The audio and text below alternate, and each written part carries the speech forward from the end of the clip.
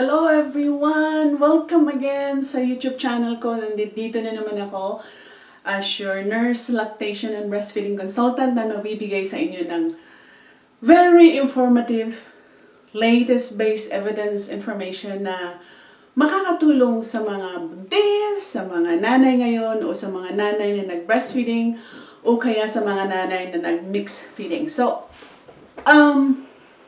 maganda ang topic na napili ko ngayon kasi ito'y very pinaka-common problems ng mga pasyente ko na-encounter ko sa aming breastfeeding clinic.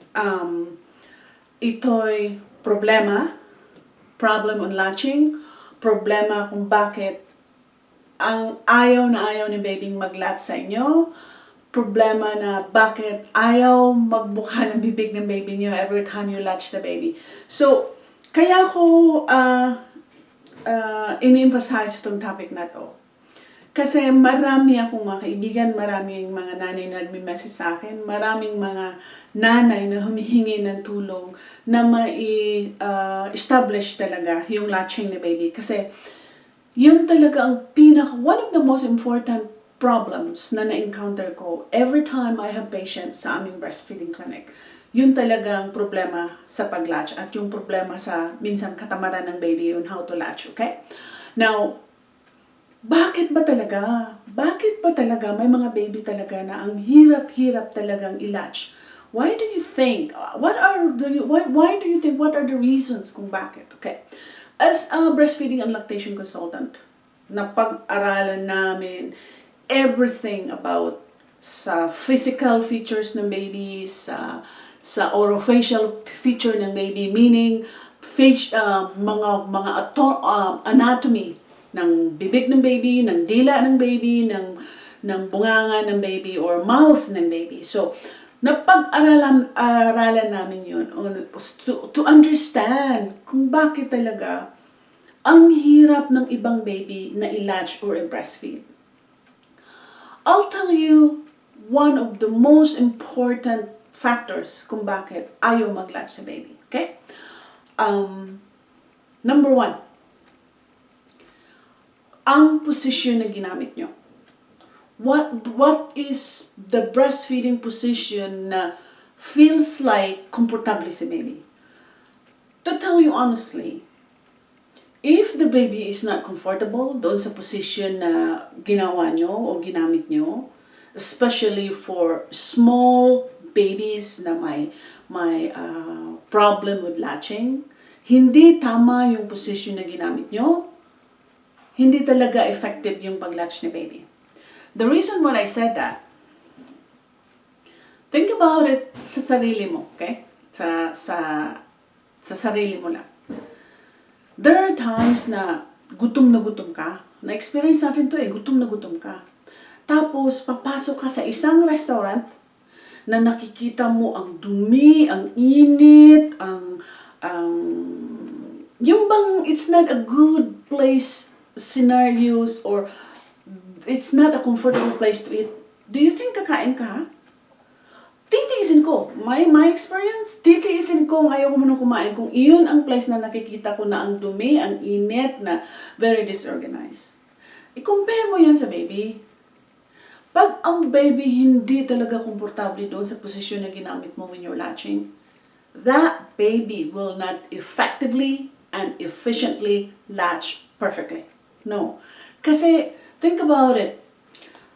Kung nakasanayan mong mag-breastfeed ng baby since the beginning na nanganak ka, yun ang tinuro ng nurse sa'yo, especially those first-timers, talagang minsan, kung ano yung komportable ka, yun din ang iniisip mong gagamitin lagi. But there are times na hindi mo iniisip kung komportable ba ang baby mo.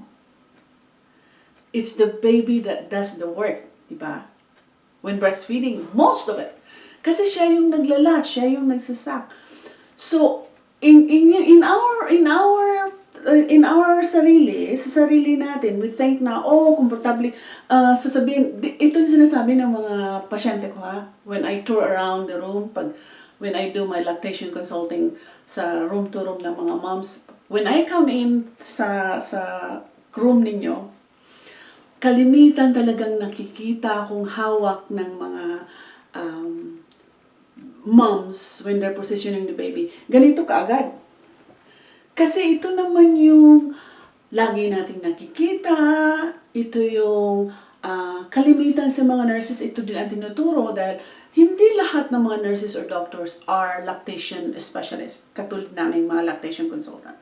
So, some healthcare providers, wala talagang broad knowledge, yung malawak na knowledge about lactation and breastfeeding. Kasi limited lang yung kaalaman din nila because they don't have 3 years of training as a lactation consultant. So, ito yung napapansin ko. Every time I get into the room, pag nag-check ako sa mga pasyente, ganun to lagi. Think about it. Ito yung pinaka-most common hold. Ito yung cradle hold.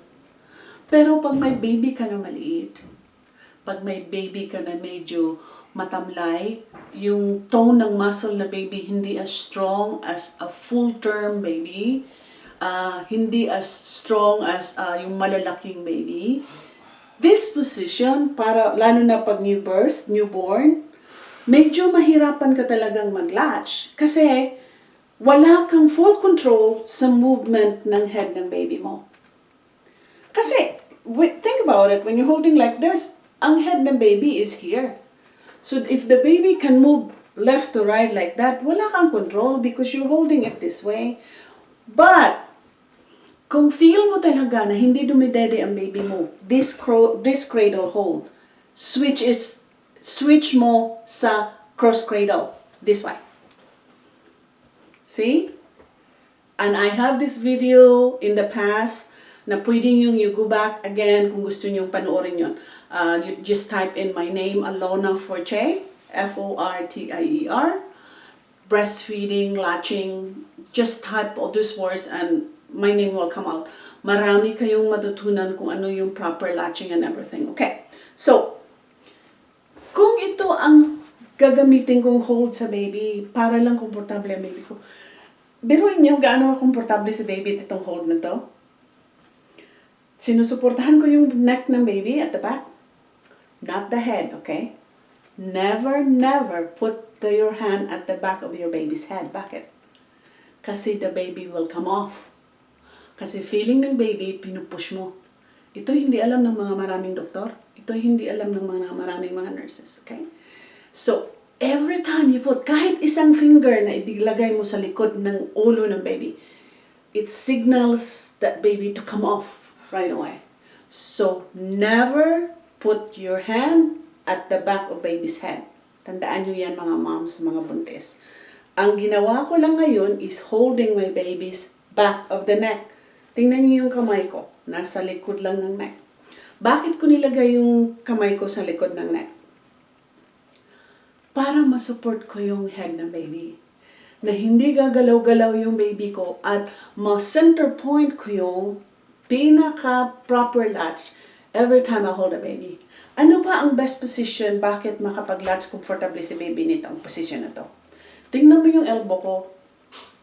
My elbow is holding my baby's bum. Yung puwet ng baby ay sinusuportahan ng elbow ko.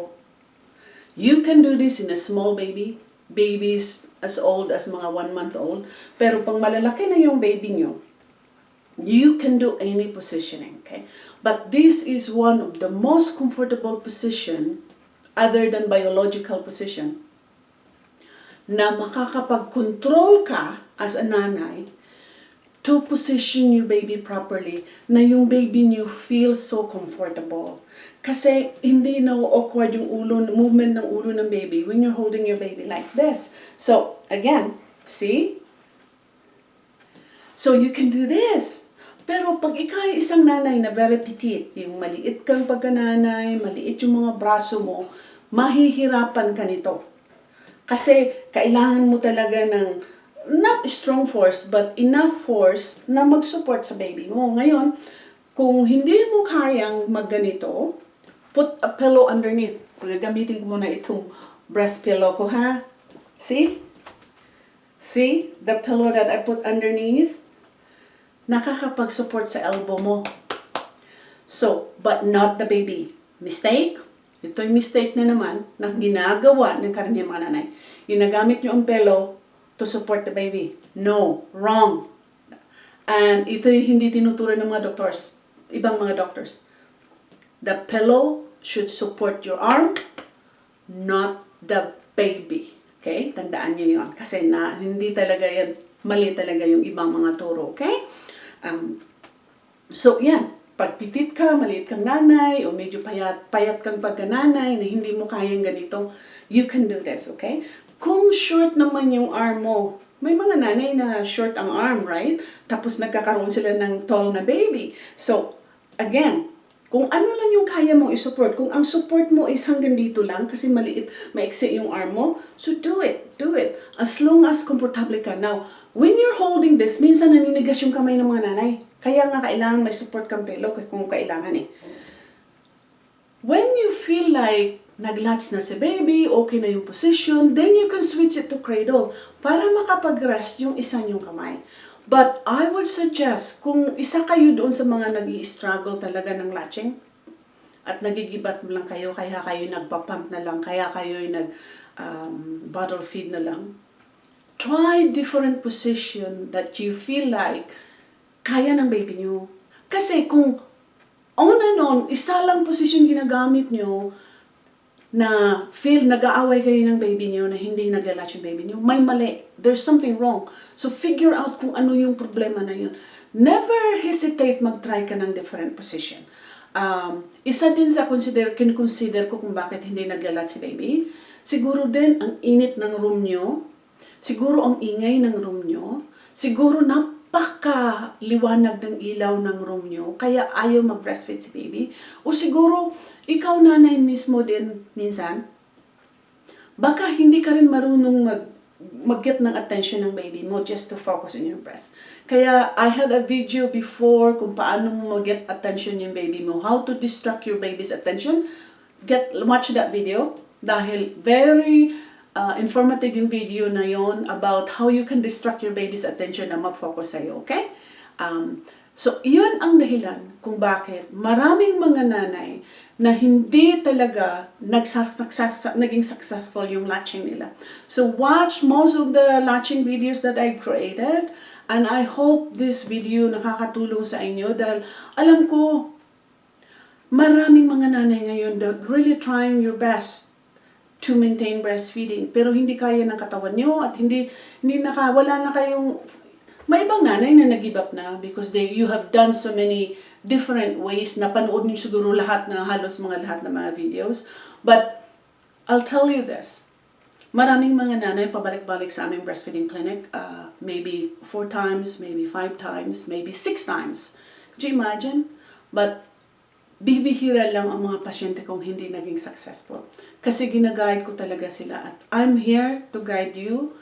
Nandito ako na mag-guide sa inyo. Just do your comments kung ano yung gusto nyong malaman na maituturo ko sa inyo na libre. Kasi alam kong ang hirap ng buhay ngayon at alam kong naiintindihan ko talagang napaka-importante talaga na gusto nyo talagang mag-breastfeed uli. Kung sakasakali mang nag-quit kayo or nag-mixed feeding kayo.